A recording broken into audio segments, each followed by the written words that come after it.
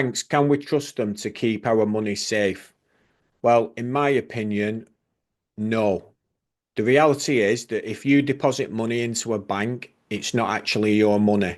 This has been highlighted recently with a number of people reporting they're having problems getting their own money out of the banks. I've listened to various YouTube videos where people have been getting or attempting to withdraw various sums of money from £5,000 down to £500, just £500, not really a lot of money, and they wasn't able to draw it out of the bank. And when they asked the cashier how they were meant to get hold of their own cash, they were told, well, you'll have to use the ATM outside. Obviously, they have limits on how much you can draw out. Some people can draw out up to £500, some limits are lower. So people would have then had to keep making multiple visits to an ATM. And the reason they don't have the money is because of fractional reserve banking. That's what the system is. If you put money into the account, say you put £100 in, they'll lend out £90 and hold £10 in reserve. So they don't actually have the money. So if everyone wanted the money out all at once, there wouldn't be enough money for people. But a bank is simply, in my opinion, just a security company because they're telling you, well, put your money in here and it will be safe. But the reality is, if you are saving money in a bank, even in a so-called high interest account, your money's going to erode over time. Now, I'm not a financial advisor, and this is purely all for entertainment purposes only. But I wanted to show you a few graphs to show why actually saving cash, or even if you don't trust a bank and you just put actual cash fiat currency in your safe, why it's not really a smart move to do that. So this first chart shows how in 1979 it starts off with the pound, and the year is 1979. I chose that because that's the year I was born, and it shows that the equivalent now, what you would need to be able to buy the same thing what you could have bought for a pound back then, or items, you would now need £6.47. So you can see how the buying power has gone down. And this next chart shows how the buying power of the pound has gone down. So you can see the downward trajectory from 1979 to 2025, how little now the pound can buy you. Contrast that with these next two charts. First of all, this chart, which shows the price of silver, 1 ounce of silver over a 20-year period. So less than the 46 years that I'm showing you regarding the pound. This is over a 20-year period, generally an upward trajectory and an increase of over 600% in a single 1 ounce silver coin. So 1 ounce of silver will always be 1 ounce of silver, but as you can see, there is some ups and downs, but the general trajectory of the silver is upwards.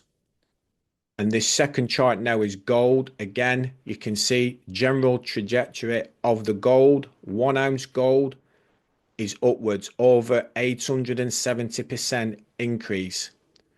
So what am I saying?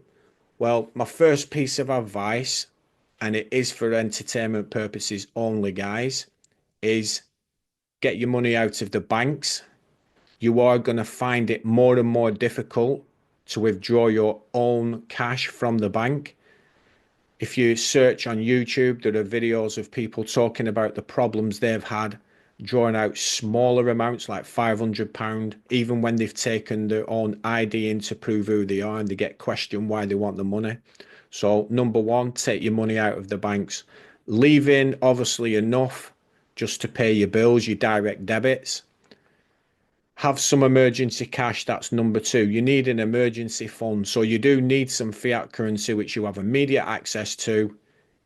Obviously, you're going to have that on you, as in your house. So you're going to have a safe place to store it, preferably in a safe, and obviously hidden away, bolted to the floor if possible. The recommendations that I've seen online are between 3 months to 6 months of an emergency fund. Now, that doesn't mean 3 to 6 months of your monthly salary, just means for bill money, basically, food and things like that, and other bills that you've got to pay. 3 to 6 months of an emergency fund. Thirdly, I would say invest in tangible assets. I've shown you how gold and silver have risen in value over 20 years. That's just 20 years that I've shown you. Obviously, it can go further back than that, but I just chose the last 20 years to highlight how it has gone up, both items, silver and gold. Obviously, there are other precious metals, platinum, palladium, and you can look into them.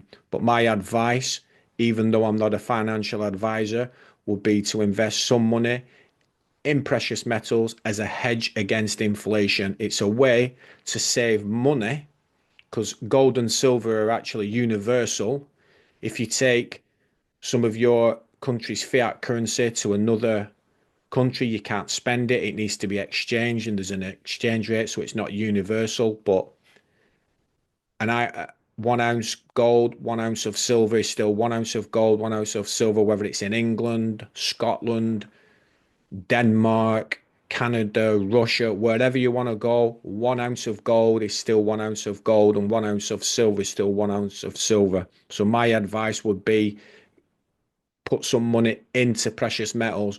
Also, you can, if you have knowledge of collectible items that you know are going to appreciate in value over time, that would also be good to do that. Even simple things like vintage toys, if you have, a knowledge of them, vintage Star Wars toys, whatever they are, invest in tangible assets, guys. So hopefully, guys, this has just been, a little bit of information that you find helpful. Like I've stated, I'm not a financial advisor, but I can see the way things are going. They're trying to remove cash from society. Banks are making it more difficult to, for you to withdraw your own money from there. And obviously, people want to save for the future. And I've suggested a few ways in which you can do that.